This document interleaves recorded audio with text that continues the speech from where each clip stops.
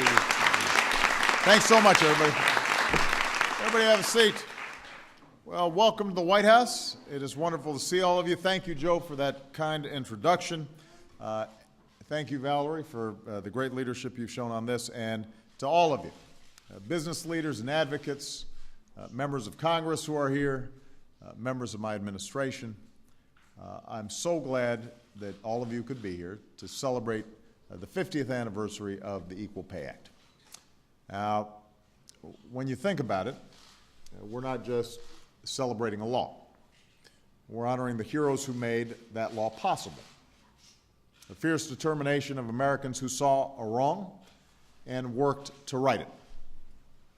There were women who were sick and tired of being sick and tired, of seeing the same jobs advertised with different pay scales, women who were tired of being treated like second-class workers, women like Dorothy Height and Congresswoman Edna Kelly and Esther Peterson,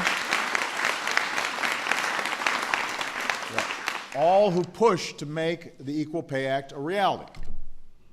And today we recognize the work of those brave women.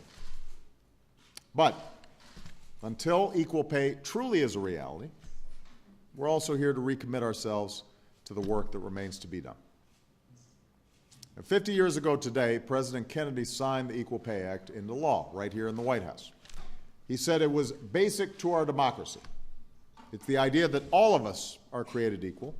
And as I said in my inaugural address this year, our journey to equality is not complete until our wives, our mothers, our daughters can earn a living equal to their efforts.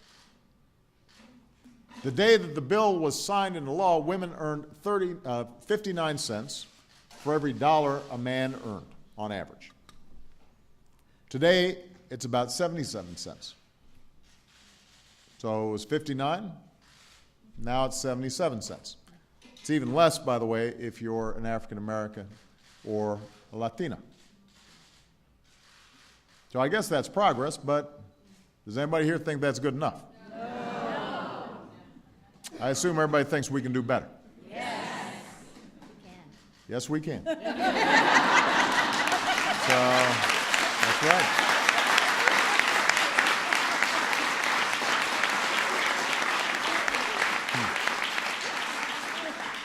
Now, over the course of her career, a working woman with a college degree will earn, on average, hundreds of thousands of dollars less than a man who does the same work.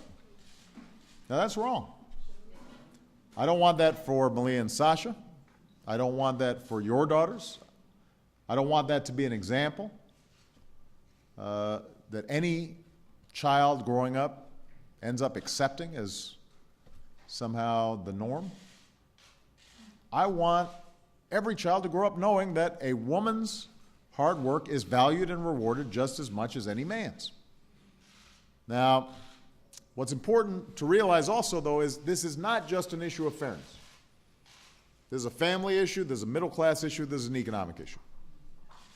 Just last week, a report confirmed what we already know, that women are increasingly the breadwinners for American families. Women are now the primary source of income for nearly 40% of American families. 40%, almost half. That's not something to panic about or to be afraid about. That's a sign of the progress and the strides that we've made. But what it does mean is that when more women are bringing home the bacon, they shouldn't just be getting a little bit of bacon. If they're bringing home more of the income, and that income is less than a fair share, that means that families have less to get by on for child care or health care or gas or groceries. It makes it harder for middle-class families to save and retire. It leaves small businesses with customers who have less money in their pockets, which is not good for the economy. That's not a good example to set for our sons and daughters, but it's also not a good recipe for long-term stable economic growth. So to anyone who says 77 cents on the dollar sounds pretty close to equal, I say your math is bad. You wouldn't like it if your vote only counted in 3 out of 4 elections. You wouldn't like it if your daughters or sons went to school, but they only got taught 3 out of 4 days a week, or 4 out of 5 days a week. You wouldn't like it if you were forced to work every 4th day without pay. Men would be complaining about that. They wouldn't think that was equal or fair. So this is the 21st century. It's time to close that gap. That's why the first bill I signed into law was the Lilly Ledbetter Fair Pay Act.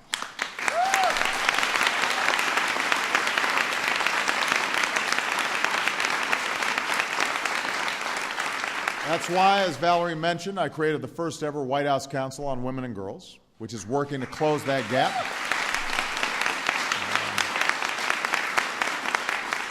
And Valerie's council, this council is doing a great job in bringing the experiences of women into our federal policies as well.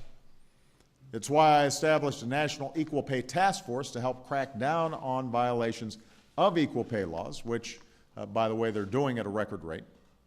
And through education and outreach, they're also helping employers develop tools to comply with the nation's equal pay laws on their own.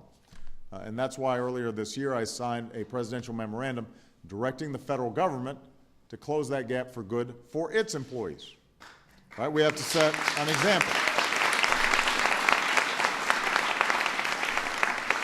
It's also why we're using the latest technology to help workers get the information they need to figure out if they're underpaid.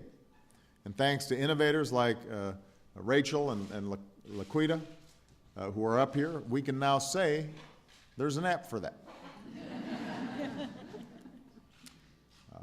But as long as this gap persists, we're going to have more work to do. And now's the time to keep up the work that all those trailblazers started 50 years ago. Now's the time for Congress to step up and pass the Paycheck Fairness Act so women have better tools to fight for equal pay, for equal work.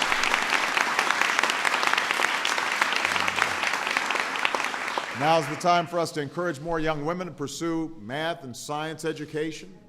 Now's the time for us to hire more STEM teachers so all our children are prepared for the high-tech, high-wage jobs of tomorrow.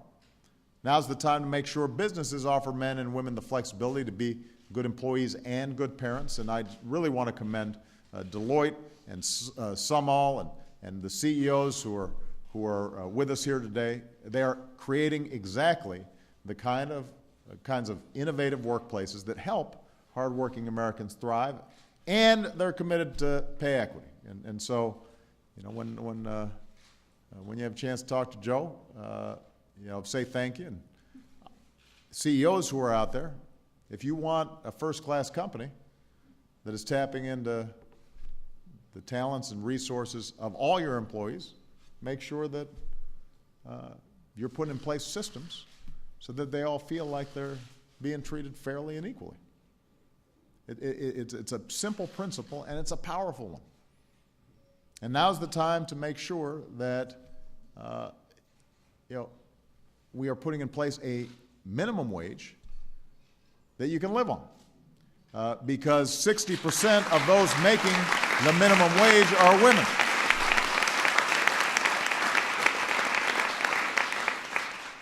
We do all this, and this will be part of our broader agenda to create good jobs and to strengthen middle-class security, to keep rebuilding an economy that works for everybody, that gives every American the chance to get ahead, no matter who you are, what you look like, what your last name is, who you love. That's what I'm going to keep on fighting for. That's what you're going to keep on fighting for. And we have all of you and your predecessors to thank for the incredible progress this country's made in eliminating the barriers and injustices that might keep our daughters from enjoying the same rights, same chances, and same freedoms as our sons. I'm proud of you. Thank you very much.